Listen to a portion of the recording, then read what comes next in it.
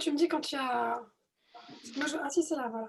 Écoute, moi je vois 37 participants, donc je pense que les gens sont là. On peut commencer, Anne-Victoire. Ça fait plaisir de Bonjour. vous retrouver. C'est dommage qu'on ne vous voit pas. Vous avez la chance de nous voir, nous, les plus beaux. En fait, je ne sais pas si vous vous rappelez, mais il y a un an, presque, c'était le 16 décembre, il me semble, il y avait le Vinocamp à Paris. Est-ce qu'il y en a un de vous qui était là? À part Ah Arnaud oui. et Fabrice et Rouen, ouais. Et c'est le dernier Vinocamp. C'était les 10 ans. Donc, c'est sympa de se retrouver presque un an après. Ça fait 11 ans, donc. Et, euh, et donc, avec Arnaud, Daffy, on organise les Vinocamp depuis donc 11 ans. Arnaud a fait suite à Grégoire Jappiot. Et donc, les Vinocamp, j'imagine que si vous êtes inscrit à ce webinaire, il y a une grande chance que vous en ayez déjà fait un et que vous soyez fait des amis peut-être ou des contacts. C'est des événements qui réunissent la filière vin pour parler de ce qui se passe aujourd'hui dans la communication, le commerce, faire un tour du web, réfléchir ensemble, échanger et penser à ce qui va se passer demain. Imaginer la communication et la vente des vins de demain. Voilà. Et donc, bon, on sait bien que depuis le printemps, c'est pas la joie forcément dans tout ce qui est vente de vin. J'en sais quelque chose puisque moi-même, je suis vigneron. Si vous êtes habitué à vendre au CHR, c'est compliqué. Si vous êtes sur des marchés export, c'est parfois on a des coups de chance et puis parfois c'est plus compliqué. Donc tous ces moments qui étaient les salons où on se retrouvait pour rencontrer les acheteurs et faire déguster ces vins ont disparu depuis, je pense que le dernier en date, ça devait être Wine Paris en février. Donc, qu'est-ce qu'on fait? On pleure, oui, on peut pleurer un jour ou deux, mais il faut se réinventer, réfléchir à ce qu'on pourrait faire pour continuer à travailler et vider un peu les caves. Donc, eh ben, Vinexposium est toujours debout. Ils ont dû annuler quelques salons, mais ils ont décidé de passer en ligne sur certains. Je pense que Anaïs Aigret, qui est avec un fond rouge en bas de mon écran en tout cas, est l'une des seules de notre panel qui existait avant le confinement, la crise sanitaire, et qui est restée debout, notamment, je crois que ça a commencé avec Vinexpo Shanghai, c'est ça? Oui, absolument. Oui, ouais, tout à fait. Donc On est bien là. aujourd'hui, on est là pour reprendre l'esprit Vinocamp, échanger, comprendre et savoir ce qu'on pourrait faire demain. Avec ces nouveaux salons qui sont nés en ligne ou qui continuent en ligne. Et on va essayer de les comprendre, de savoir comment ils sont organisés, quels sont les différents formats, quelle est la tarification, comment chacun a organisé ses tarifs, sa façon de vivre de ce nouveau format. Comment on peut soutenir les vignerons, comment on peut déguster sur ces salons, est-ce qu'on déguste et quels sont les retours des dégustateurs, enfin des acheteurs et des vignerons qui ont participé à ces salons. Et puis, comment ils vont survivre au déconfinement et comment ils vont aider peut-être les salons qui sont réels à être encore mieux, quoi. Voilà l'idée de cette heure qui va passer très très vite. On va être plutôt sur un format table ronde, hein, Arnaud? Tout à fait, puisqu'en fait, pour parler de ce sujet, on a proposé à 4 responsables d'opérateurs de salons de venir nous parler plus en détail de leur nouveau format. Donc l'idée, ça a été de réunir autour de la table aussi bien un acteur historique du monde des salons dans le monde des vins et spiritueux, et aussi ce qu'on appelle des pure players, c'est-à-dire des startups qui se sont créés dans ce contexte pour animer des nouveaux types de salons. Puis on a également le plaisir d'avoir un marchand en ligne. Donc je vais vous présenter tout ce monde. On a pour le côté acteur historique, on a Anaïs Aigret, qui est directrice marketing et communication de Vinexposium. Donc Anaïs, Bonjour. tu nous en parleras. Vinexposium, c'est effectivement la réunion de Comexposium et de Vinexpo. Alors, pour les pure players, nous avons Hopwine, qui est représenté par Mathieu Lochtieviez, qui est cofondateur, ainsi que Anaïs Laborde, qui est responsable du développement commercial et stratégique, donc pour Hopwine. Nous avons également Fabrice Mauge, qui est fondateur de Vino Virtual. Bonjour à tous. Et puis Erwan Debarry, un pilier du Vinocamp, qui est fondateur de Twill et qui lui-même a eu l'occasion de mettre en place un salon à destination du grand public, mais il nous en parlera plus en détail. Alors, Anne-Victoire, on lance les questions. C'est toi qui as introduit la première thématique. Oui, alors, c'est quoi en fait un salon en ligne? Comment ça s'organise? Quels sont les différents... peut-être que chacun peut nous expliquer comment fonctionne son salon, tout simplement. Parce que je crois que vous avez tous des modèles extrêmement différents. Donc, alors, on va commencer par Anaïs Aigret pour Vinexposium, qui va nous parler en plus de cas un peu particuliers, parce qu'il y a 2 retours d'expérience, un premier sur Vinexpo Shanghai et un premier sur le salon du Bulk, Bulk Wine. Donc, Anaïs, à toi pour nous parler un peu des concepts. Avec plaisir, j'inaugure cette session. Alors effectivement, juste pour redonner un petit peu le cadre dans lequel nous, on s'est retrouvés en 2020, on a effectivement eu une année extrêmement riche en émotions. On a vécu du très très bon comme du très très difficile, puisqu'on a eu ce grand événement de Paris qui a pu avoir lieu au début de l'année, qui a été un grand succès, qui était une première colocalisation entre Wine Paris et Vinexpo Paris. Donc jusque-là, tout allait très bien. On a lancé Vinexposium, donc effectivement un rapprochement assez important, inédit dans la filière de Vinexpo et du pôle vin de Comexposium, avec une ambition et une feuille de route toute tracée, une position de référent. Et puis, comme tout le monde, on s'est retrouvé face à finalement un contexte imparable qui, malgré notre agilité, parce que c'est vrai qu'aujourd'hui, on parle énormément de résilience, nous, dans l'événementiel, l'agilité, ça nous connaît, mais là, faute a été de constater que plan A, plan B bis, plan C, plan D, on ne pouvait rien faire.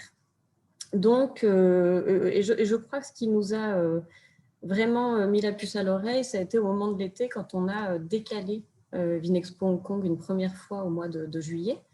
Et puis, on s'est retrouvé à devoir le décaler à nouveau. Et là, on a pris vraiment conscience de ce contexte qui finalement était très contraignant. Et on s'est dit, finalement, nos événements physiques, en tout cas sur une durée assez incertaine, sont en risque. Et il faut malgré tout que nous, on amorce une mutation et qu'on reste en mesure de répondre aux besoins des opérateurs de la filière. On avait un Vinexpo Shanghai qui arrivait en octobre. On avait le WBWE, donc un salon dédié au segment du bulk qui arrivait en novembre. On s'est dit qu'on ait quelque chose en physique ou pas, on va amorcer la transition et lancer quelque chose sur la toile. On a l'habitude d'emmener nos audiences partout dans le monde, on les a emmenées dans beaucoup de pays. Et là, on va les emmener sur la toile et puis voir ce que ça donnait. On a pas mal d'expertise en interne pour faire ça. On a les moyens d'un grand groupe, donc c'était intéressant pour nous finalement de le faire. Donc on s'est lancé assez rapidement et là je vais rentrer vraiment dans le concret pour ne pas monopoliser toute la parole. Pour Vinexpo Shanghai, on s'est lancé sur un événement, je dirais, de contenu, où vraiment on avait envie de donner de la matière à la filière, etc. On l'a monté assez rapidement, puisqu'entre le moment où on a décidé et le moment où on s'est lancé, on a eu 3 ou 4 semaines. On a travaillé main dans la main avec beaucoup de parties prenantes, des partenaires, des producteurs, des exposants qui avaient aussi envie et besoin de prendre la parole à ce moment-là. On a travaillé sur une promotion assez resserrée, très ancrée sur la Chine, puisqu'on voulait rester dans cette philosophie. Et puis, on s'est mis sur les oreilles de Shanghai, et la manière dont ça s'est passé et ce qu'on proposait, c'était à notre audience, finalement, de se connecter sur une plateforme de manière la plus simple possible. Donc, les gens s'inscrivaient, renseignaient leur profil, puisqu'effectivement, on reste sur un événement B2B. Et puis, ils ont accès, d'ailleurs, ils ont toujours accès à partir de là, à un ensemble de contenus, alors ou bien en live, si vous avez la possibilité de se connecter aux dates de l'événement. Donc en live, avec une session après interactive, à la fin de la session, vraiment questions-réponses avec les intervenants, ce qui permettait déjà d'avoir un premier échange et puis après de pouvoir, pour eux, poursuivre l'échange par email, par chat, etc., s'ils le souhaitaient. Donc ça, c'était Vinexpo Shanghai. Et puis, finalement, on a très rapidement décidé de lancer une V2 pour le bulk qui s'est tenu il n'y a pas très longtemps, puisqu'on a fermé les portes virtuelles il y a quelques jours, où là, on s'est dit finalement, on va finalement monter en puissance sur une partie plus business. Donc, même principe, je me connecte, j'accède à l'espace, et là, j'ai accès pour le bulk à deux choses, à de la mise en relation, donc vraiment à du matchmaking en tant que tel, très ciblé, très qualifié. Et puis, j'ai aussi quand même accès à un certain nombre de contenus, moins nombreux que sur Shanghai, voilà, parce que le marché a toujours besoin d'informations, d'alimentation. Donc, pareil, live avec interaction, et puis des formats qui sont toujours disponibles en replay. Voilà en gros. Ok, super. Donc, plutôt un format, on va dire, conférencier, entre guillemets, et de l'animation et du contenu pour Vinexpo Shanghai, et plutôt du matchmaking, de l'intermédiation commerciale pour le bulk. Ok, donc il y aura peut-être des questions plus sur la façon dont c'est organisé techniquement, mais on peut peut-être demander donc à un autre opérateur, à Hopwine, Anne-Victoire. Anaïs, Ouais. Tout à fait. On peut présenter Hopwine avec plaisir. Alors Hopwine, pour faire très simple, on a une promesse de marque qui est vraiment simple et efficace. C'est qu'Hopwine est le salon virtuel qui réunit la rencontre virtuelle entre producteurs de vin et acheteurs professionnels et la dégustation réelle. Donc on arrive vraiment à mixer ces deux environnements, la rencontre virtuelle et la dégustation réelle. Alors, comment ça marche? Très simplement, c'est que pendant les dates d'ouverture d'un salon Hopwine, les professionnels internationaux du coup, des filières vins et spiritueux visitent des stands virtuels. Donc, ce sont des jolies pages qui présentent chaque producteur de vin, échangent avec eux. Il y a des systèmes de messagerie ou de visioconférence et surtout peuvent choisir parmi tous ces domaines avec lesquels ils souhaitent déguster leur vin. Et à l'issue du salon, Hopwine reconditionne les bouteilles des producteurs. Donc, on prend tout simplement, les producteurs nous envoient une bouteille et on la reconditionne en échantillon de 2 centilitres, du coup, avec nos associés de Vinovae, qui sont partie prenante dans le projet Hopwine, qui sont cofondateurs. On reconditionne ces vins en échantillons qu'on expédie dans le monde entier. Donc, il y a une première étape qui est une rencontre virtuelle, et une seconde étape qui est une dégustation réelle à distance par les acheteurs. Donc, c'est vraiment la promesse de marque d'Hopwine pour faire très, très simple. Notre première édition a eu lieu l'année dernière pour le premier confinement. On a lancé le projet en 6 semaines. On a réussi à développer la plateforme et à pouvoir mettre en place le système complet avec la rencontre virtuelle et la dégustation réelle. On a eu pour cette première édition 150 exposants sur 7 pays de production différents. On a eu plus de 3800 visiteurs. On a eu 80 nationalités au total qui ont été représentées et on a eu 28 000 vinotes expédiées à travers le monde. Donc, on est très content de cette première édition, fort de cette expérience et ayant vraiment pour vocation de soutenir la filière. On s'est dit, on va continuer en 2021. C'est pour ça qu'on a décidé de créer 6 événements sur toute l'année, de janvier jusqu'à juin, un événement par mois qui pourra proposer la solution à 200 viticulteurs à chaque fois. On limite le nombre de participants pour une bonne visibilité et pour une bonne qualité de salon pour le visiteur comme pour le viticulteur. Voilà. Super, merci. C'est très clair en tout cas en termes de propositions. Alors, on a parmi nous un autre participant qui a également créé un salon, donc c'est Fabrice Mauge, qui a créé des vinos virtuels avec une particularité, je crois, qui est que le premier événement était en Champagne. Absolument, voilà. Qui est en fait un petit peu notre base. C'est là où nous intervenons en tant qu'accompagnateurs, accompagnants sur la partie commerciale. Et donc, nous, le constat, c'était qu'il y avait des difficultés évidemment de commercialisation, et plus particulièrement sur la région. Donc, il fallait réagir très vite pour essayer d'offrir une solution qui puisse leur correspondre. Donc, nous, on s'est dit, comme nous venons de l'accompagnement, ce qu'il faut, c'est trouver des outils. Donc, on a effectivement présenté un salon, mais plus encore qu'un salon, c'est pour nous un outil de vente, en fait. C'est plus ça qui est basé sur une chose, c'est sur le rendez-vous qualifié. Donc, comment ça fonctionne? En fait, on s'inscrit sur notre plateforme Et on remplit en fait des formulaires qui permettent de décrire précisément l'activité à la fois donc, du producteur, mais aussi de l'acheteur. Donc on est sur des critères objectifs et qui permettent de trier, de trouver avec qui on souhaite collaborer. On rentre sur la plateforme une fois cette inscription. Et donc, une fois qu'on est inscrit, on rentre dans un univers tel à un salon réel avec des tables rondes, des webinars, des showrooms qui permettent de mettre en avant son produit.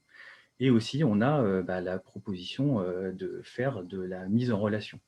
Donc, sur des critères qui sont clairement définis. Et à partir de là, donc, on a à disposition un agenda qui permet de prendre rendez-vous directement avec la personne de son choix. Donc, on est producteur, on souhaite rencontrer un acheteur aux États-Unis, et bien, en fait, on lui fait une demande de rendez-vous. Si cette demande est conjointe et acceptée conjointement, eh bien, donc une visioconférence peut avoir lieu, et donc on mise sur l'humain, c'est qu'en fait, on va apprendre à se connaître et voir si ça peut matcher. Une fois qu'il y a cela, on fait des affaires. Et donc, on peut échantillonner en fonction de la relation l'acheteur, s'il souhaite recevoir des échantillons ou non, et dans tout type de format d'échantillonnage. Voilà. Donc, à la suite de quoi l'affaire se fait, on peut redéguster ensemble via la plateforme et donc finaliser une vente. Voilà, c'est notre mode de fonctionnement. Très bien, c'est très clair. Merci beaucoup, Fabrice. Et puis enfin, peut-être sur un mode un peu différent, Erwan, si tu nous parlais de ton modèle et du salon que tu viens de mettre en place. Oui, tout à fait. Alors, nous, c'est parti assez tard parce que, en fait, on a été contacté au printemps, juste après le déconfinement, par les vignerons indépendants qui organisent énormément de salons grand public pour les accompagner dans l'organisation de leur salon sur la fin de l'année, sachant qu'à l'époque, ils pensaient pouvoir faire leur salon, mais avec une jauge très basse, d'à peu près 1000 visiteurs de l'heure. Et donc, ils voulaient qu'on les accompagne sur tout ce qui était logistique, puisque c'est un de nos principaux métiers, et le développement d'une application pour permettre aux gens de vraiment faire un parcours sur le salon avec le moins de contacts possible et ensuite se faire livrer ou retirer leur commande de manière simple. Et puis, il s'est avéré que malheureusement, les vignerons n'ont pas pu faire les salons des vignerons indépendants avec le reconfinement. Et nous, donc Twill, on est une marketplace pour vignerons. Aujourd'hui, on travaille avec plus de 2500 petits producteurs, essentiellement en France, mais aussi en Italie et en Espagne. Et on a vu le nombre de demandes des producteurs exploser pour venir s'inscrire sur la plateforme. Et là, on s'est dit, nous, c'est bien parce qu'on a nos clients et ça va générer des ventes, mais vu le nombre de vignerons qui cherchent à compenser des pertes sur les salons, qu'est-ce qu'on peut faire? Et donc, c'est là où on a eu l'idée du salon des vignerons connectés. Donc, le principe est tout simple. On a créé une plateforme digitale que je vous montre là, sur lequel on va recréer en fait un parcours digital pour que chaque visiteur puisse aller à la rencontre d'un vigneron, retrouver ses cuvées. Alors, on est sur un salon solidaire. Le principe, c'est que nous, on a divisé pendant toute la durée du salon notre commission par 2. Pour permettre aux vignerons de leur côté de faire des remises. Donc, il y a en moyenne moins 20% sur toutes les cuvées que vous achetez sur le salon. C'est à destination des particuliers. Et puis, pour en faire vraiment un salon où on va aller à la rencontre des producteurs et savoir qui se cache derrière la bouteille, il y a des jours de conférences live, un petit peu comme ce qu'on est en train de faire là avec des lives sur Facebook, les différents réseaux, YouTube, etc. Et des sujets grand public autour du vin et de la filière. Donc, l'influence du sol sur le goût du vin, les accords mets-vins, terroir et méthode champenoise. On a des sujets vraiment larges, la permaculture en viticulture, comment fait-on un spiritueux, des choses comme ça. Et donc, l'idée, c'était vraiment de donner un coup de pouce avec les vignerons avec lesquels on est en contact tous les jours et pour lesquels on s'est rendu compte que c'était vraiment compliqué la période. Moi, je suis moi-même fils de vigneron, donc je sais de quoi on parle. Ça ne remplacera jamais un salon physique. Par contre, c'est un moyen ludique et intéressant pour les gens qui n'ont pas cette année l'occasion d'aller à la rencontre de leurs vignerons, comme ils ont l'habitude de le faire, d'aller se pencher sur le cas des différents vignerons, de voir des photos, des contenus, d'échanger avec eux sur sur les différents sujets. Et ce qu'on a fait aussi, et c'était un préalable pour l'organisation du salon, c'est qu'il nous fallait une audience, hein, parce que si on le faisait uniquement sur la base Twill, ben dans ce cas-là, il vaut mieux aller sur la marketplace Twill et puis les gens peuvent acheter les vins en direct producteur. Hein. Donc, on a été chercher des partenaires et on a vu que cet élan de solidarité était suivi. Donc, on a le premier média d'actualité français qui s'appelle Ouest France, qui a soutenu le mouvement, qui a fait un portrait de vigneron par jour pendant 25 jours, et puis qui a relayé l'info. C'est 400 000 visiteurs uniques par jour, donc on espère que ça va payer. Pour l'instant, c'est le cas. On a Aven, qui est un aérateur connecté, pareil, qui a relayé ça parce qu'ils avaient lancé un mouvement pendant le premier confinement avec des influenceurs pour justement soutenir les vignerons. On a le MAC Vin et Champagne et on a la Caisse d'épargne. Voilà, donc on a cherché des partenaires. Nous, le but, c'est pas notre métier, mais le but, c'était de mettre à disposition nos outils logistiques et digitaux pour permettre un petit peu de compenser la perte de ces salons et puis d'amener un petit peu, d'humaniser un petit peu l'achat de vin. Qui est un peu ce que vont chercher les gens en général quand ils vont sur des salons type vignerons indépendants et autres. Voilà. Merci beaucoup, Erwan, pour ce partage d'expérience. Justement, en parlant d'expérience, c'était aussi intéressant. Alors, Upwine a déjà partagé un certain nombre de chiffres, en tout cas d'indicateurs sur la réussite de leur premier salon. Du côté de Vinexposium, Anaïs, comment ça s'est passé? Est-ce qu'on a des retours d'expérience, que ce soit en termes de visitorat, en termes d'expérience? Comment ça s'est passé? Ça s'est bien passé. Ça s'est bien passé. Je dirais que sur les deux formats qu'on a lancés un peu rapidement, on a été au-delà en termes de résultats de ce qu'on s'était fixé comme objectif. Donc, c'est déjà un élément de satisfaction. On n'est qu'au début de l'aventure, mais c'est déjà bien.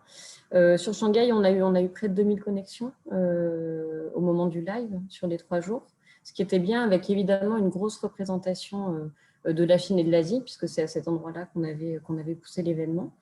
Et puis finalement, ce dont on se rend compte maintenant qu'on a les replays qui sont en live, c'est qu'on a déjà la multiplié, donc en un mois quasiment, puisque c'était un peu plus d'un mois, un mois et demi, on a multiplié l'audience par 3,6 sans faire de promotion particulière.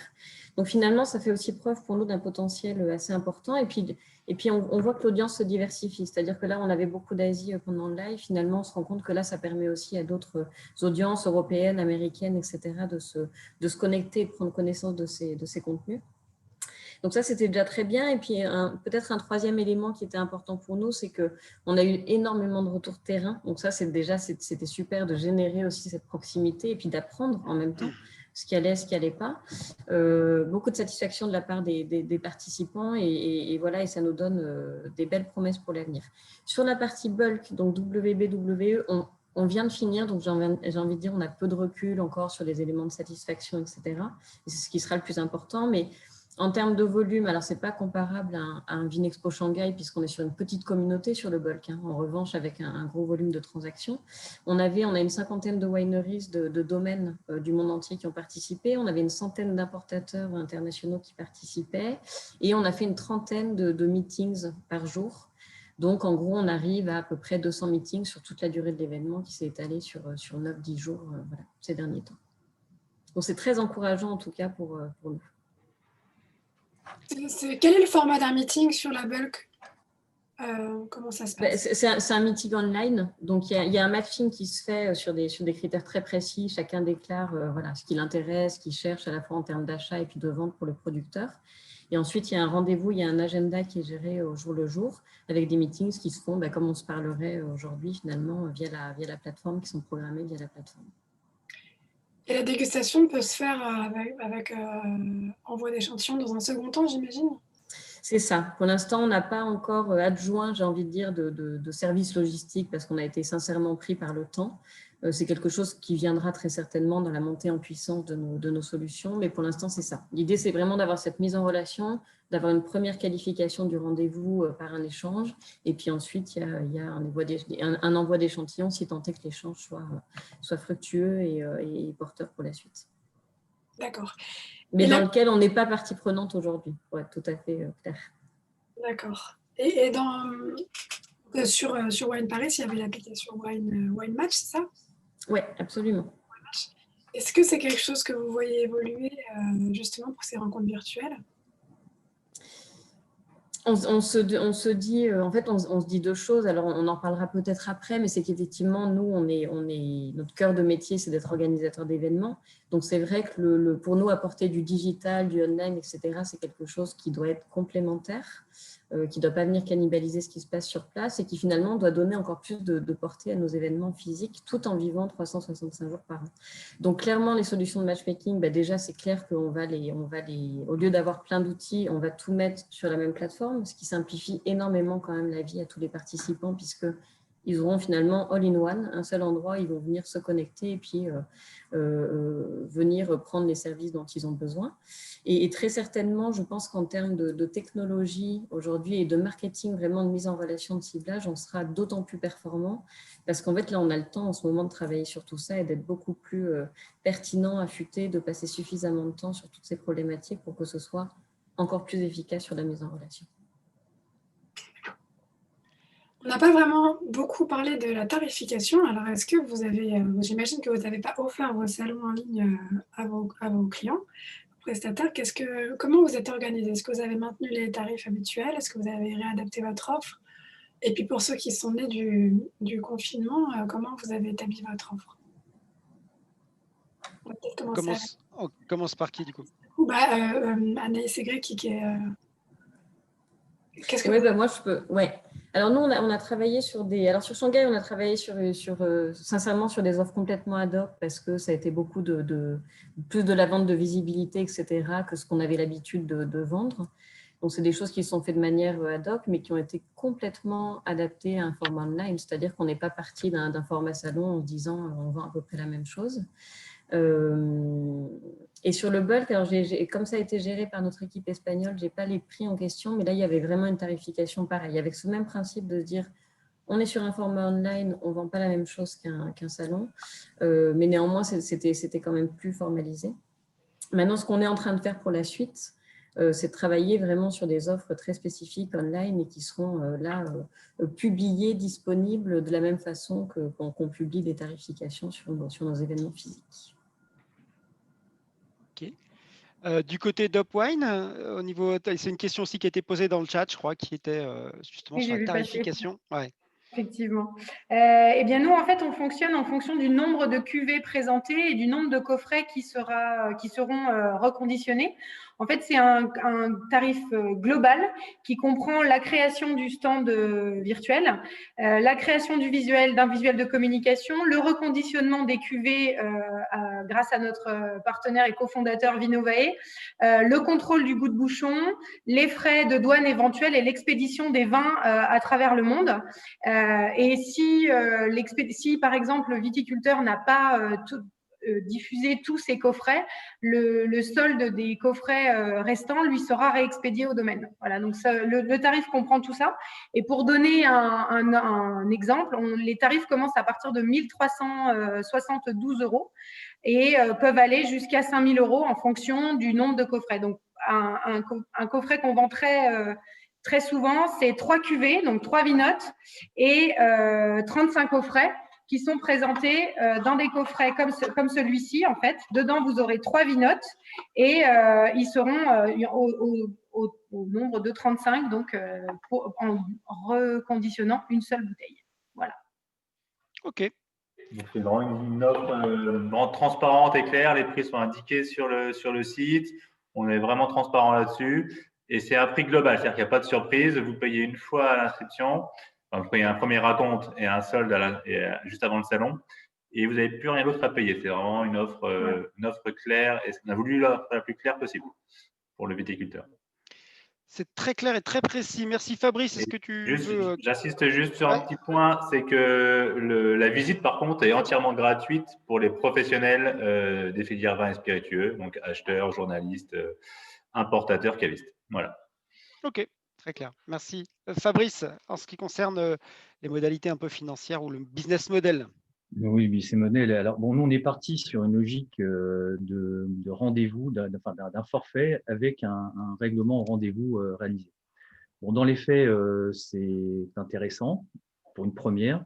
mais le business model n'est pas forcément le plus vertueux. Donc, on opte désormais vers un forfait unique, voilà, qui permet donc l'accès à la plateforme, qui permet de se mettre en avant, qui permet de prendre les rendez-vous de manière illimitée, de recevoir autant, de mettre en avant aussi des produits dans le showroom, de participer gratuitement à tous les webinars, les tables rondes.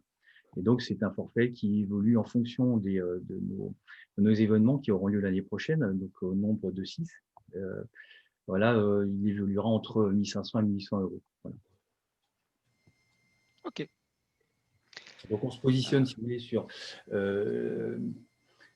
on va dire, on est intermédiaire entre peut-être des formules qui existent aujourd'hui, mais aussi des salons physiques, puisque nous n'avons pas évidemment les mêmes frais de structure. Donc, on essaie d'être dans cette mouvance-là. OK, merci. Et du côté du Twill, alors comment ça se passait? Il y avait une tarification pour les vignerons? Quel était le modèle? Enfin, oui et non, c'est-à-dire que, comme je le disais, c'est un salon solidaire. Donc, comme on voulait avoir du reach et un peu de visibilité, on a décidé avec notre partenaire Ouest France de faire un budget visibilité qui, pour eux, est coûtant. Donc, l'inscription pour le vigneron, c'est 250 € hors taxe. Et sachant que nous, on a divisé notre commission par 2, c'est vraiment pour générer du trafic. Ce n'est pas une opération pour nous, ce n'est pas notre business model. C'était plus une opération de solidarité. Donc voilà, c'est plus de la visibilité pour Twill, le bénéfice qu'on va en retirer, mais ce n'est pas un bénéfice économique. Ok, très bien. Vas-y. Non, vas-y, Yann Victor. On avait quelques questions sur l'organisation des rendez-vous. Alors, pas plutôt pour Fabrice ou Erwan. On me demande, est-ce que les vignerons restent 3 jours devant leur écran en attendant le contact, ou bien comment ça se passe? Je vais répondre pour Twill. Non, nous, en fait, c'est des rendez-vous. Donc, les vignerons inscrits au salon ont proposé des thématiques. Et ensuite, il y a des conférences, comme on le fait là, avec des horaires et la possibilité de leur poser des questions, mais ils ne sont pas 3 jours devant leur écran parce qu'ils ont pas mal de boulot par ailleurs. Alors, ce qui nous concerne pour Vino Virtual, il y a déjà un temps de préparation, puisque le principe est de prendre des rendez-vous en amont des dates du salon.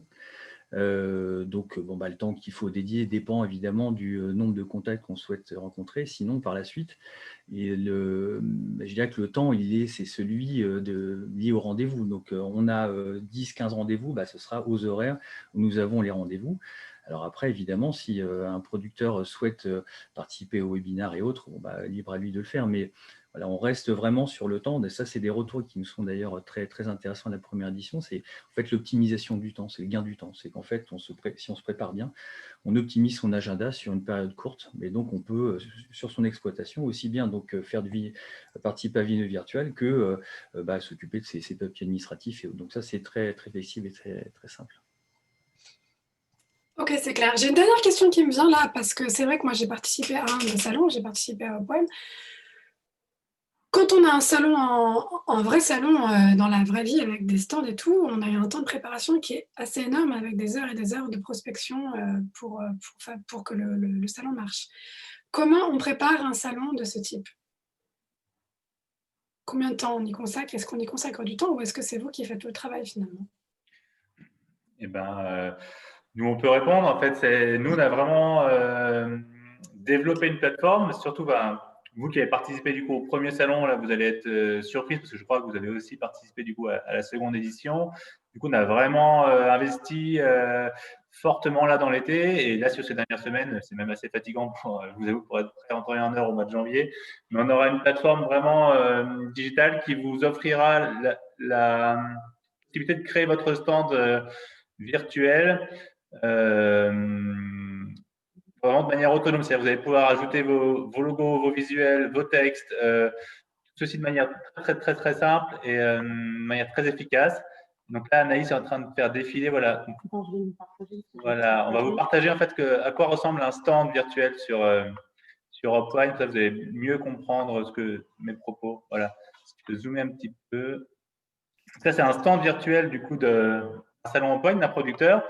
Du coup, tous ces éléments-là se greffent de manière automatisée. Donc, on a juste à ajouter une photo, un texte dans un back-office. Tout vient s'implémenter de manière automatique. C'est très, très rapide pour le viticulteur et ça lui offre une vitrine vraiment séduisante et graphique en quelques clics. C'est très efficace.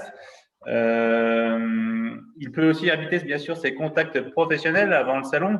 C'est-à-dire que c'est comme sur un salon physique, un traditionnel, il est de coutume d'inviter ses contacts pro à participer au salon. Donc, on a un système d'envoi d'invitation digitale. Et après, pendant le salon, pour rebondir sur la question d'avant sur les rendez-vous, nous, on a vraiment axé le rendez-vous post-salon, c'est-à-dire avec la dégustation. Parce que pendant le salon, le viticulteur finalement répond aux notifications qu'il reçoit de la part des acheteurs. L'acheteur peut dire « je souhaite déguster vos vins »,« je souhaite connaître vos tarifs »,« je souhaite vous envoyer un message ». Il suffit de répondre à ces notifications. Et post-salon, donc après le salon, une fois que l'acheteur a reçu ses échantillons, le viticulteur est invité à prendre contact avec lui, organiser éventuellement des dégustations en ligne via des outils comme Zoom ou Google Meet. Pardon. Donc voilà, on a vraiment axé le rendez-vous avec l'échantillon dans la main et pour que le viticulteur et l'acheteur puissent déguster ensemble le produit.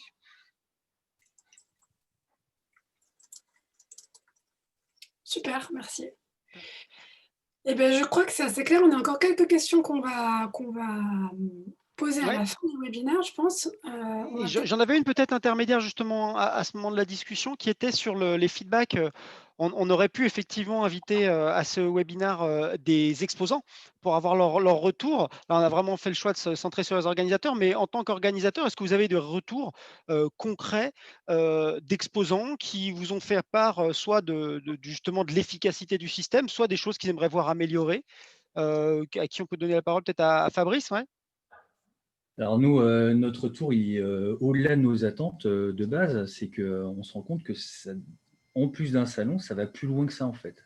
C'est déjà le gain de temps dans la préparation, donc ça c'est pour aussi répondre à une victoire, c'est que comparé à un salon traditionnel, en fait on a tout à disposition, on fait ça de chez soi, on peut même faire ça le soir, enfin peu importe, donc déjà il y a ce gain de temps. Gain de temps aussi sur le salon lui-même, puisque comme on le précisait tout à l'heure, il y a ce carnet, cet agenda avec les différents rendez-vous. Et puis alors aussi, ce qui est intéressant, c'est voir le retour. Alors ça, c'est assez étonnant. Alors nous, c'est vrai qu'on est sur un mode un petit peu différent de Poil. Néanmoins, nous étions en partenariat avec Mailbox qui envoyait en express en 3 jours des échantillons partout dans le monde. Et ce qu'on a vu, c'est des ventes en moins d'une semaine. Alors bon, c'est vrai que là, c'était simple parce qu'en fait, ils prenaient leur voiture. Ils avaient rendez-vous lundi, ils ont pris leur voiture en fin de semaine et ils ont fait une vente dans la foulée. Donc ça, c'était le cas le plus rapide. Mais sinon, on a eu des ventes, on va dire, en l'espace de 15 jours. Parce que, en fait, l'avantage de ce système-là, c'est qu'il y a une forme de dynamisme commercial. C'est vrai qu'alors, contrairement à un salon traditionnel, et on ne fait aucune critique, hein, mais c'est vrai qu'on a un temps de latence puisqu'il faut se déplacer, rentrer, traiter les dossiers, etc. Là, vous finissez votre rendez-vous, vous faites votre offre immédiatement, donc tout de suite, vous avez une image beaucoup plus dynamique en fait, de votre offre. Et donc, un deal peut se faire très, très vite. Et ça, c'est les retours qui nous ont été faits. On a des vignerons qui ont fait comme ça 2 palettes comme ça en 15 jours. Donc ça, c'est extrêmement, extrêmement positif. Et alors aussi, ce qui est très intéressant, c'est du côté importateur, savoir quel était leur retour. Donc là, de leur point de vue, déjà, c'est de l'efficacité aussi de leur côté, surtout à un moment où en fait, ils sont affublés d'offres parce que tout le monde veut évidemment les atteindre pour pouvoir vendre son vin. Et donc, en l'occurrence, là, sur un temps court, ils peuvent orienter leur rendez-vous, orienter leur recherche, et plus encore, et c'est ça qui est très intéressant, c'est voir que sur un salon qu'ils font traditionnellement, ils vont sur les stands qu'ils souhaitent voir. Là, en l'occurrence, ils ont une proposition, ça leur permet de sortir des sentiers battus, de faire des découvertes et donc d'ouvrir en fait leur panel des possibles. Donc ça, c'est vraiment des choses très, très, très, très intéressantes en ce qui nous concerne. Super, merci beaucoup. Anaïs, alors Anaïs Laborde, peut-être dans un premier temps, puis on fera Anaïs Aigret ensuite. Quelques retours d'expérience, pareil, brièvement. Oui, oui. Alors moi, comme j'ai 2 casquettes, que je suis aussi que je m'occupe d'accompagner des viticulteurs à l'export, j'ai vraiment vu les retours concrets. On a dans mon panel de clients que j'accompagne, on a eu à la suite de Hop Wine des commandes qui sont parties sur les États-Unis pour 2 de mes clients. Et des grosses commandes, on s'attendait pas à ça vu le contexte et vu ce qui se passait. Donc on a eu un client en Bourgogne qui a fait expédier 2000 bouteilles cet été, et là il a une deuxième palette qui repart avant la fin de l'année là. On a eu aussi pas mal de contacts avec des cavistes qui, comme l'a dit Monsieur Moget, il y a une ouverture du champ des possibles, c'est-à-dire qu'en fait, les acheteurs qui, quand ils viennent sur des salons, vont évidemment un peu aller là où ils connaissent, mais ils ne se laissent pas tenter sur d'autres destinations et sur d'autres vins. Et là, c'est vrai qu'en étant en digital, ils ont beaucoup plus le temps et ils ont la possibilité vraiment de prendre le temps d'aller découvrir et tester et voir de nouvelles choses. Donc là-dessus, ça a été vraiment le retour qu'on a eu du côté des acheteurs. Et du côté des viticulteurs, eh bien, on a aussi eu des super retours concernant les agents. On a eu des agents qui avaient exposé pour leurs viticulteurs en ligne et qui ont eu des commandes qui sont tombées à la suite de ça parce que la relance commerciale est bien partie, parce que les échantillons sont arrivés derrière le salon, qu'il y a eu une reconnexion avec eux et c'était vraiment intéressant. Donc, le bilan est plutôt très positif de notre côté aussi. Merci beaucoup, Anaïs Aigret, pour Vinexposium. Oui, alors nous, on a un petit peu moins de recul 100% commercial sur Shanghai, puisqu'on était beaucoup plus sur un événement de visibilité, de notoriété, et on est complètement dans l'expectative de ce qu'a pu donner la solution du bulk. On n'a pas encore les retours puisqu'on vient de terminer, mais c'est quelque chose qu'on va regarder avec beaucoup d'attention, parce que là, il y avait une vraie solution business avec des vraies mises en relation. Donc, je suis un peu courte aujourd'hui pour vous partager des résultats, mais on le fera avec plaisir dans quelques temps. À suivre. Donc, et Erwan, du côté de Twill, qu'ont dit les vignerons? On t'entend pas, Erwan. Hop. Là, c'est mieux. Nous, c'est en cours. Ça a commencé samedi dernier. Pour l'instant, il y a pas mal de ventes. Pour les confs qui commencent ce soir, auxquels je vous invite à participer et qui auront lieu aussi samedi, on a 2000 inscrits. Mais après, est-ce qu'on va avoir 1 sur 10, 1 sur 100? Je ne sais pas encore. Donc, je vous en dirai plus la prochaine fois. Mais en tout cas, on sent que il y a un intérêt sur le sujet de manière globale, et puis que ce qui est intéressant aussi, je trouve, avec cette crise, le revers de la médaille, c'est que ça pousse beaucoup de nos partenaires vignerons à chercher des solutions, à innover, et donc je pense que dans tous les cas, ça sera une bonne expérience de digitalisation. Après, sincèrement, pour moi, le meilleur des mondes, c'est vraiment le physique et le digital, et ça remplacera jamais vraiment un salon physique parce que le vin, c'est un produit contextuel et la rencontre humaine fait quand même beaucoup de la chose, quoi. Mais en tout cas, je pense que ça va aider les vignerons à se digitaliser, et ça, c'est une super nouvelle, et puis à avoir un nouveau canal de vente. Ok. Super. Arnaud, sur ce que vient de dire Erwan, effectivement, on a besoin des salons physiques et nous, on en est tout à fait conscients chez Hop Wine. C'est aussi pour ça qu'on a vraiment pour vocation de compléter le physique et de qualifier les rendez-vous.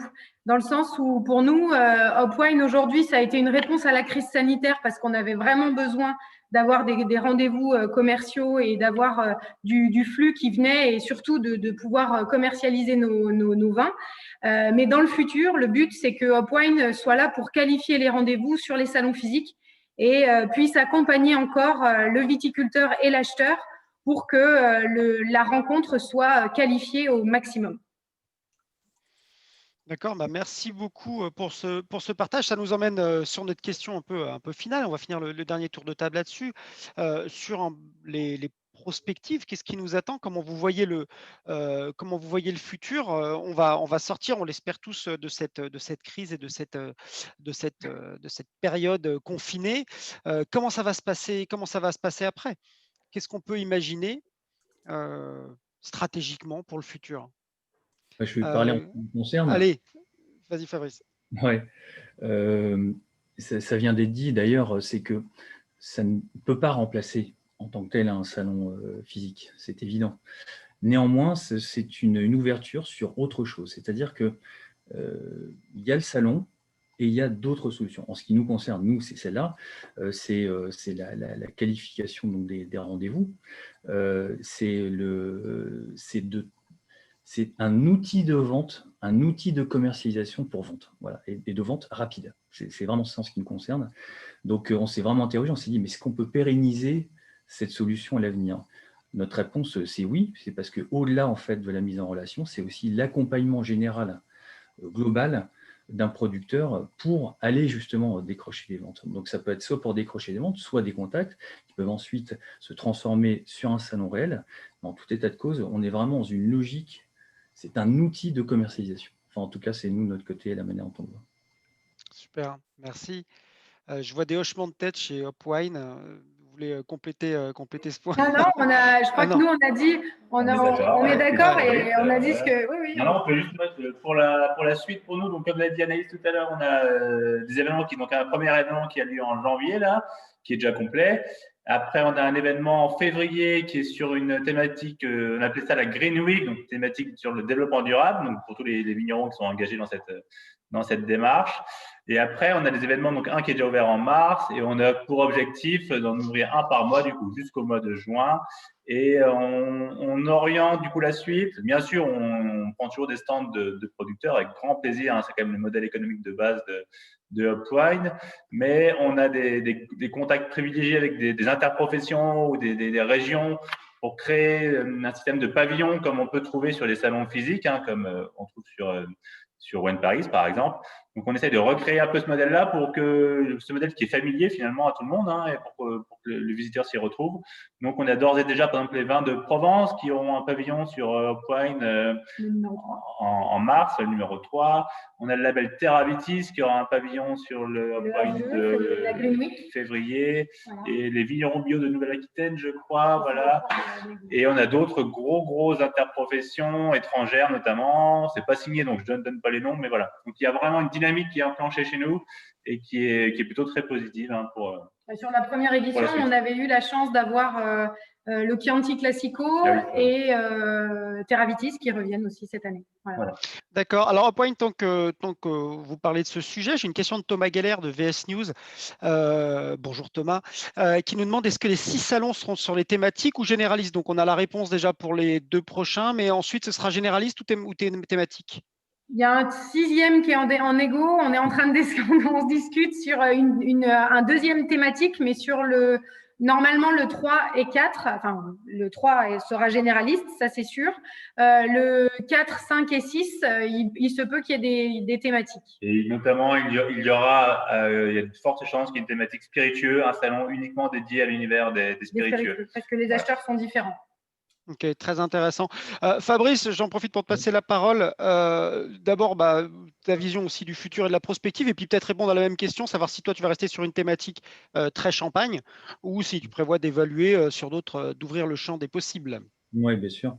Bon, alors, il est bien certain qu'on ne va pas occulter la Champagne, c'est évident. Donc, nous allons étendre aussi au vin effervescent.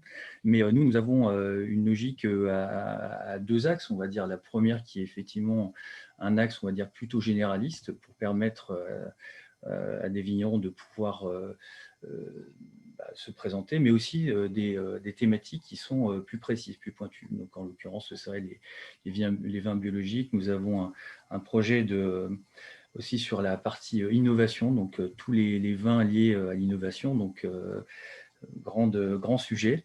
Nous avons également, et ça c'est en cours de discussion, une thématique sur les rosés. Et voilà, également les spiritueux. Donc en gros, nous sommes ouverts à cela et nous réfléchissons aussi à d'autres formats pour d'autres acteurs de la filière, notamment par rapport au craft. Voilà. Donc voici où nous en sommes à ce jour. En gros, l'idée c'est d'en faire. Nous allons communiquer la semaine prochaine sur nos 4 événements sur le premier semestre, et il y en aura 2 autres donc sur la fin d'année. Et Super. alors, comment ça va se passer chez Vinexposium avec la reprise? Comment vous allez intégrer vos apprentissages dans les salons réels? Ouais, moi, je dirais que finalement, la croisée des chemins face à laquelle on s'est trouvé, de se dire finalement, on est en train de bâtir une nouvelle entreprise, un nouveau projet d'entreprise, et puis on est très contraint. Ça nous a vraiment forcé à revenir à nos fondamentaux et à se dire finalement, et j'ai l'impression de ce que j'entends qu'on est quand même tous dans ce questionnement-là, comment est-ce qu'on peut servir le business de la filière et comment est-ce qu'on peut se réinventer.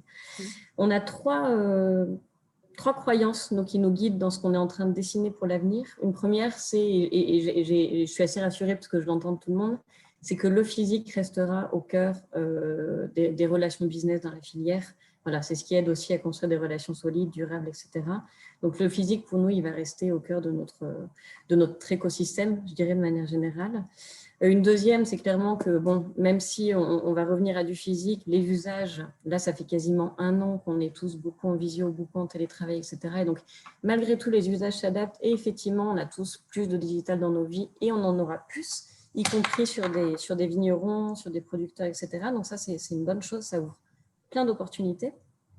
Et puis nous, on a un troisième constat, c'est qu'on est dans un contexte qui, de toute façon, même avant la crise sanitaire, était extrêmement versatile. Il y avait des tensions géopolitiques avant, on parlait déjà Brexit, USA, on en a beaucoup parlé pendant notre événement parisien. On parle beaucoup d'environnement, il y a des choses qui sont des contraintes de plus long terme. Et que ce contexte versatile, finalement, nous impose de savoir être agile et de savoir s'adapter.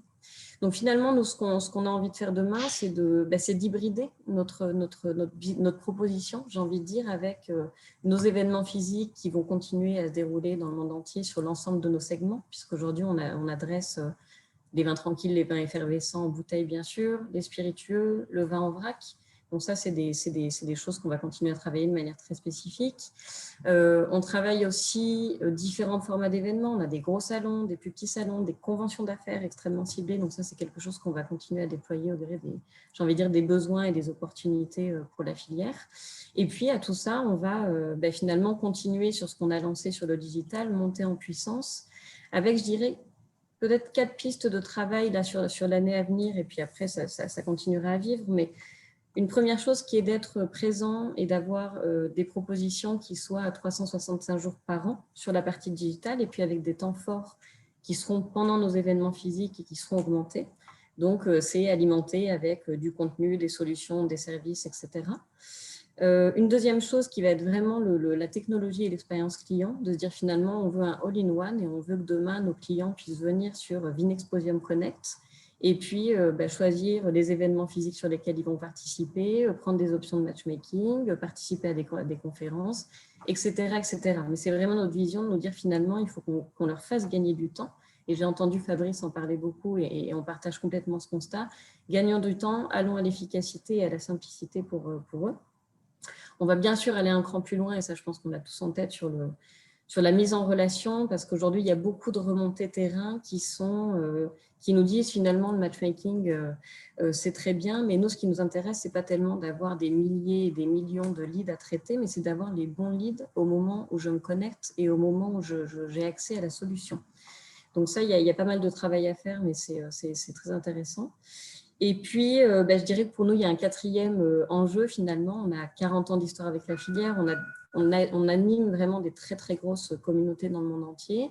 Et ça va être d'onboarder, d'arriver à ce que tout le monde vienne sur cette plateforme, monte en puissance et ait accès à tous ces événements pour venir sur du physique et sur du digital. Parce que finalement, la rencontre, elle va correctement se faire si on fait venir tous nos producteurs, mais aussi si on fait venir autant d'acheteurs en face et des bons acheteurs. Donc, il y a un bon travail aussi pour nous de communication, de pédagogie et puis de contenu pour que tout le monde rentre dans ce grand nouveau écosystème. Merci beaucoup Anaïs. Erwan, sur le côté un peu plus grand public, B2C, comment est-ce qu'on voit les choses ? On va tirer le bilan de ce premier salon. Je pense que l'ambition, c'est de continuer à accompagner au maximum nos producteurs sur la vente aux particuliers, parce que la problématique de la vente aux particuliers, c'est que justement, il faut arriver à ce que ça soit ultra optimisé pour que ça soit rentable, parce que quand je vends par caisse de 6, c'est pas la même chose que quand je vends 2000 bouteilles à un importateur américain. Donc, je pense qu'on va avoir envie de faire évoluer le salon, de le faire continuer pour être un bon complément à ce qu'on fait déjà dans l'accompagnement de la vente aux particuliers. Et puis, pourquoi pas imaginer des partenariats avec des salons physiques, puisque nous, notre métier, enfin, un de nos métiers de base, c'est la logistique. Et donc, je pense qu'effectivement, le digital va permettre de simplifier et d'optimiser un maximum de choses, et que Twill a toute sa place là-dedans, puisque notre métier de base, c'est d'accompagner les producteurs. Voilà. Merci. Merci. Il reste pas beaucoup de temps. Vous voulez ajouter quelque chose? Oui, juste une chose, c'est que Erwan vient de parler de l'accompagnement. Enfin, pour nous, en ce qui nous concerne, c'est vraiment essentiel. C'est qu'au-delà de la mise en relation, ce qu'il faut, c'est aussi rendre son offre attractive. Parce qu'on a beau imaginer tout type de salon, tout type de relation, tout ce qu'on veut, ce qui va aller au bout, c'est que derrière, on est prêt. Nous, on voit très bien, de nombreux producteurs souhaitent aller à l'export, souhaitent commercialiser, mais ils ne sont pas prêts, ils ne savent pas. Il y a des techniques. Voilà. Et ça va être aussi un des enjeux. C'est aussi accompagner les producteurs dans cette digitalisation. Bon, ça avait été dit. Donc, c'est un moyen qui aide, qui va accélérer la chose, mais aussi de pouvoir donner tous les outils qui vont permettre aux producteurs de vendre en physique et aussi en virtuel. Et ça, c'est vraiment un enjeu, parce qu'on a beau imaginer tout type de solutions, ce qu'il faut, c'est savoir comment on fait. Et donc là, nous, en ce qui nous concerne, c'est aussi l'axe sur lequel on souhaite se développer. Merci pour ce complément. Il nous reste, je pense, 4 petites minutes pour prendre des questions. Il y a eu des questions très concrètes qui ont été posées. Je peux peut-être… Celle la plus concrète, celle des effervescences sur Upwine. Question compliquée. La question compliquée. Eh ben, la question compliquée, en fait, aujourd'hui, la technologie qu'utilise Vinovae du reconditionnement n'est pas adaptable et n'est pas adaptée pour les effervescents. Mais on est conscient qu'aujourd'hui, il y a un marché d'effervescents et qu'il y a des besoins aussi. Donc voilà, on est en réflexion sur ça, et on ne laissera pas tomber cette filière, ça c'est sûr. Mais aujourd'hui, ce ne sera pas avec les Vinotes, ça c'est certain. Pour l'instant, statu quo, mais on y pense fortement. On n'oublie pas nos amis de Champagne. On ne nous oublie pas. Ni les producteurs de créments, bien sûr. À venir donc. Une question un peu plus large sur le paysage. Là, on est entre opérateurs français, malgré la dimension internationale de Vinexposium. Est-ce qu'on a de la visibilité sur ce que font les autres opérateurs internationaux? On pense à Vinitaly, on pense à Provine. C'est une question un peu commune de Joël Brouard et de Régis Chaigne. Nous, on a eu des connexions beaucoup à la suite du premier Upwine avec, entre autres, South America. On a eu qui travaille avec Vinitaly, hein, c'est la même structure. Et eux ont digitalisé les événements et ils ont fait sous forme de rendez-vous meeting. Ils auraient beaucoup aimé avoir leur propre Upwine, ce qui n'a pas été possible dans les délais impartis. Mais en tout cas, ils ont digitalisé une grosse partie de leur événement. Wine South America, entre autres, qui travaille en partenariat avec Vinitaly. D'accord, très bien. On a d'autres retours d'expérience un peu internationaux, Anaïs, du côté des concurrents ou Fabrice? Moi j'ai suivi effectivement un petit peu ce qu'a proposé Vinitaly. Donc, il y avait un certain nombre de contenus et de solutions qui ont été proposés. J'ai pas eu énormément d'écho, donc c'est vrai qu'en termes de résultats, je sais pas spécialement, mais en tout cas, il y a une plateforme, il y a quelque chose de disponible. Et puis, si on s'intéresse à Provine et qu'on regarde un petit peu, Provine, ils viennent d'annoncer le report ou l'annulation de leur édition de mars à l'année prochaine. Je pense qu'ils étaient en pleine préparation, donc on connaît bien le sujet. Donc, est-ce qu'il va y avoir des options digitales qui vont se dessiner par conséquent, etc. Ça j'avoue que pour l'instant, c'est pas très clair pour moi. Je ne sais pas si dans nos interlocuteurs, certains ont entendu parler d'autre chose. Ce n'est pas aujourd'hui une réalité, en tout cas, à la date où on se parle. La grosse problématique de Provine aujourd'hui, c'est qu'ils ont un énorme panel de viticulteurs et que sur une plateforme digitale, ça risque de faire beaucoup en même temps, quoi. Donc, c'est un peu la limite là-dessus, ouais. Non, on n'a pas plus d'échos que ça. Nous, les échos qu'on a eu au niveau de l'étranger, c'était, comme je vous ai dit, Wine South America. Il y a eu aussi Westgrow en Afrique du Sud. Il y a eu l'Italie avec Firenze. On a eu plusieurs choses qui se sont mises en place sur lesquelles il y a des choses qui vont être mises en place, ça c'est certain. Il y a aussi des opérateurs, on va dire, traditionnels de la mise en relation, comme des gens comme World Leading Wines qui sont passés aussi en digital. C'est vrai que Vinitaly a fait une proposition il y a peu de temps, là. Enfin, ils ont essayé de réagir avec une plateforme digitale également.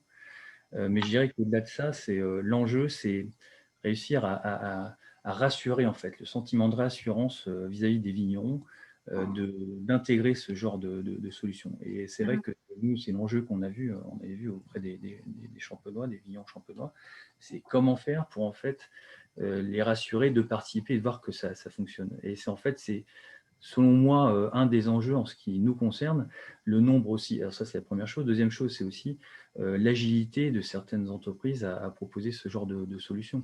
C'est vrai que là, ça fait simplement, le confinement a eu lieu donc en mars. Nous sommes ça fait 9 mois que ça fonctionne. Donc, il faut que tout ça se mette en place. Et c'est vrai que ça prend un petit peu de temps. Donc, voilà ce que je dirais. En tout cas, bravo à tous les quatre pour votre réactivité business, parce que c'est vrai qu'on est en 9 mois, et en 9 mois, c'est tout un univers qui a fait sa transformation digitale à marche forcée. Un bon webinaire est un webinaire qui finit à l'heure. Je vois qu'il est 12h01, donc on va vraiment remercier nos 4 panélistes pour cette intervention. C'était riche, c'était varié comme intervention. Et j'espère que les participants ont pu apprendre des choses. J'espère qu'on a pris toutes les questions aussi. Et puis surtout, c'était notre premier webinaire en tant que Vinocamp. Nous aussi, on a fait notre transformation digitale. Donc c'est le premier, j'espère, d'une grande série.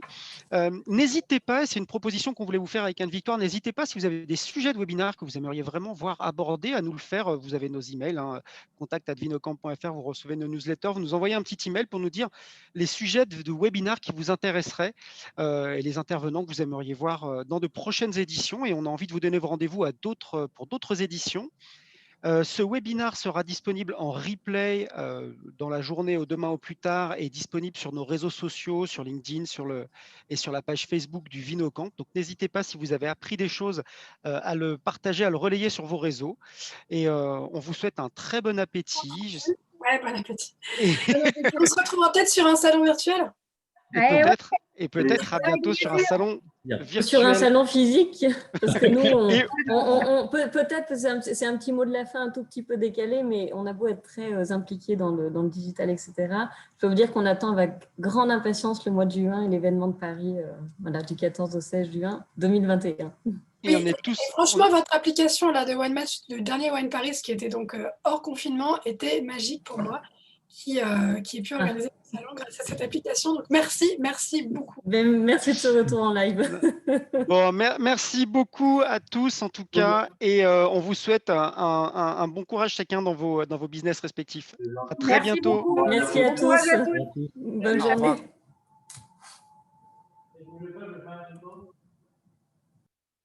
Hop, j'appuie.